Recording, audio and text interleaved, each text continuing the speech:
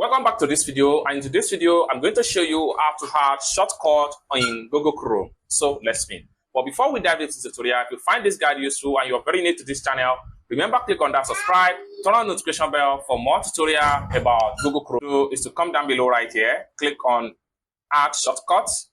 Then this is going to pop up. Next thing, you name the website. So I'm going to add C download. That's the name of the website. Then I have to go to the site URL right here. I will highlight, I'll press Ctrl Z to make a copy. Then I'll come back to my Chrome browser here. I'll come to the URL section. Then I'll press Ctrl V to paste the URL. After I successful pasting the URL, I'll click on Done right here. Boom. Then from here, I can easily navigate and open the site just for me to click on the link right here.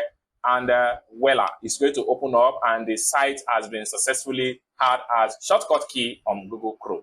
So this is how you can basically add shortcut key on your Google Chrome browser. I hope you really got value for this video. If you find this video useful, give this video a big like, and also remember to subscribe to the channel for more tutorial about Google Chrome browser tricks. Thank you so much for watching, and I hope to see you in my next video.